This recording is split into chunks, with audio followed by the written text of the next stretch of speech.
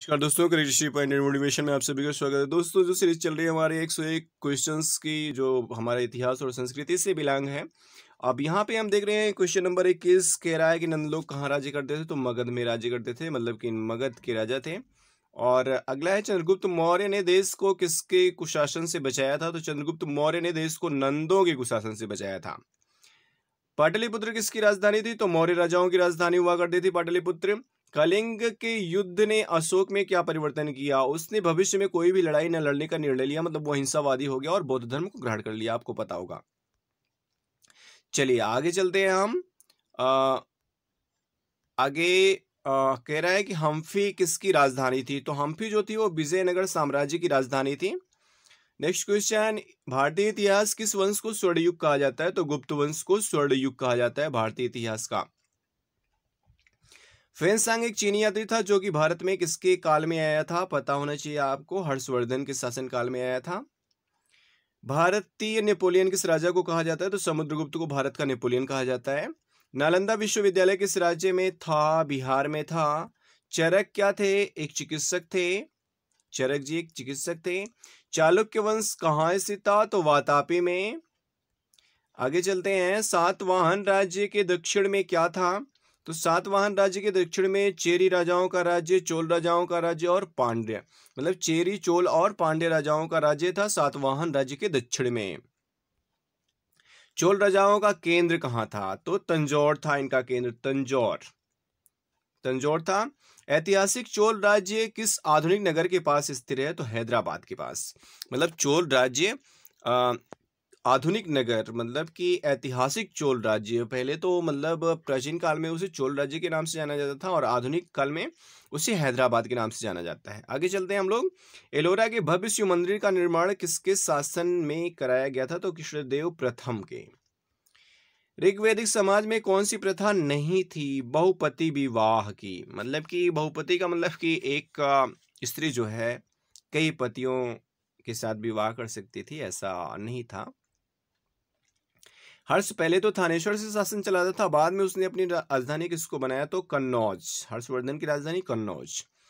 सांची का स्तूप का निर्माण जो हुआ वो अशोक ने कराया था। अश्वघोष कौन था। तो अश्वघोष संस्कृत कवि, मतलब कि अश्वघोष जो थे वो संस्कृत के कवि थे जिन्होंने बुद्ध चरित की रचना की थी। एक प्रसिद्ध तमिल कवि जो 11वीं 12वीं शताब्दी में हुआ था, ध्याग राजा उसका नाम था।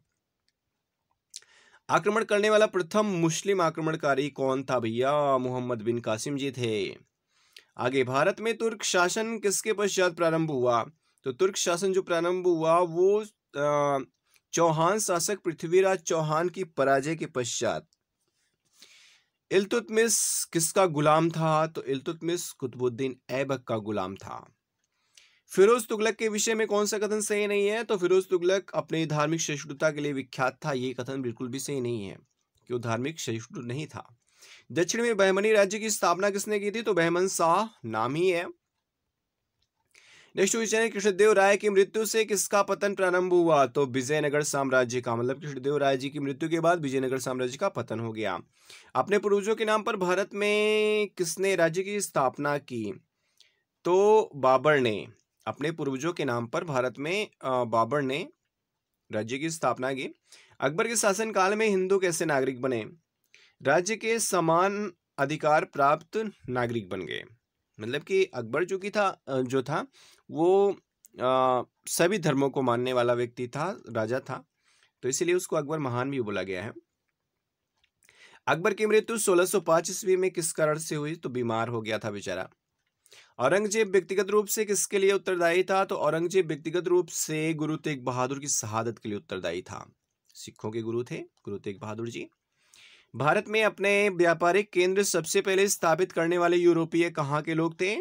पुर्तगाल के लोग थे। और नेक्स्ट क्वेश्चन हमारा कह रहा है, शिवाजी की सबसे महत्वपूर्ण उपलब्धि क्या थी। तो शिवाजी ने सबसे महत्वपूर्ण उपलब्धि जो उनकी थी तो बिखरे हुए मराठों को एक सूत्र में बांधा था उन्होंने, मतलब कि सबको एक किया था, एक करने का काम किया था। और भारत में इस्लाम के आगमन से निम्न में से किसका उदय हुआ। तो सूफी आंदोलन और भक्ति आंदोलन दोनों का उदय हुआ। नेक्स्ट क्वेश्चन, सूफी संतों के अनुसार परमात्मा के निकट पहुंचने के लिए क्या साधन है? तो प्रेम, मतलब प्रेम ही उस ईश्वर तक पहुंचने का मार्ग बताया सूफी संतों ने। चैतन्य का निम्नलिखित में से किससे संबंध है? तो चैतन्य जी बंगाल से संबंध रखते हैं। गुरु नानक जी का जन्म कहाँ हुआ था? तो तलवंडी में। और कबीर किसके शिष्य थे? तो कबीरदास जी रामानंद जी के शिष्य थे।